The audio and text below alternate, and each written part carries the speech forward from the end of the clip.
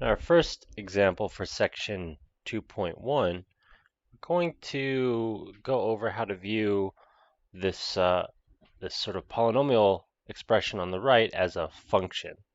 So our functions are usually going to be functions from the complex numbers to the complex numbers, or some open subset of the complex numbers to the complex numbers.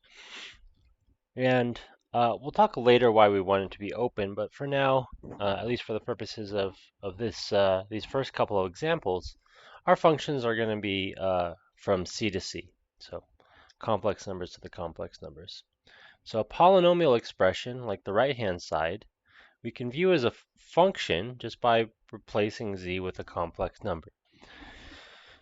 Now, since the arithmetic in C is a little bit more complicated than in R, to evaluate our function at inputs, so for example, we could evaluate at z equals I.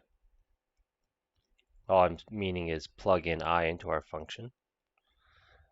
There's a little bit more work to figure out what exactly we have here. So I squared is -1. We can factor our I in. So we get minus 2I minus I squared. So that's -1 minus 2I plus 1. So that's 2 minus, -1 plus 1 is 0. So that's just, looks like -2I. And we can evaluate at some other point. So maybe we want to evaluate at 1 plus I or something like that. So all we mean by that is we're going to plug 1 plus I in. So f is the I will square you. I will multiply you by 2 plus I, and then I will subtract those two expressions. That's what f does as a function. And let's see, the squaring formula is going to give us 1 plus 2I plus I squared. Let's keep our minus sign here for the moment. We're going to get 2 plus 2I plus I squared is -1. I guess I can keep the I squared actually.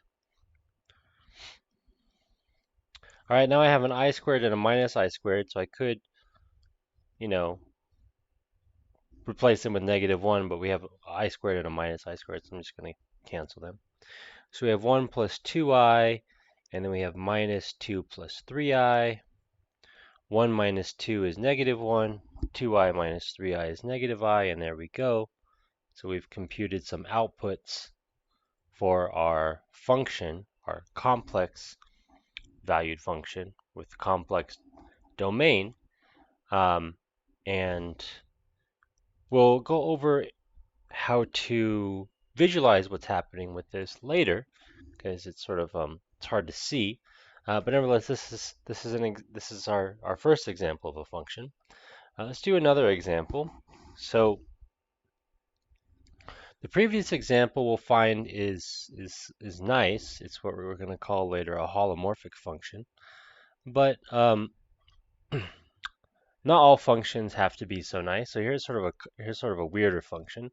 So G again is from all of complex numbers to complex numbers. It makes sense to plug any complex number into G. And what G does is it takes a complex number and it sort of, well, it adds twice the real part. So so the new real part is going to be sort of 3 times the old real part. But nevertheless, we can compute some outputs. So G of I, for example, is going to be I plus twice the real part of I. But the real part of I is 0. There is no real part. So we just get I. So G fixes I. And if we tried an example with a real part, then we get, well, Z, which is 2 minus 3I, plus twice the real part of 2 minus 3I. And the real part of 2 minus 3I is 2. So this whole thing is going to become a 2. So 2 minus 3I plus twice 2. So that's 2 plus 4 is 6. So we would get that in this case. And lastly, so this is an example of a function from C to C. And lastly, just to remind you of some of our terminology here, the allowable inputs is the domain,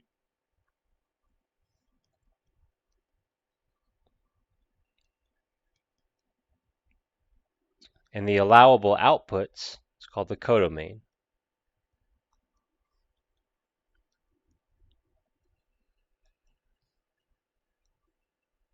Now, the allowable outputs and the actual outputs are different in general, and so the range, which we'll talk about later, is the actual outputs. But here's two examples of functions from C to C.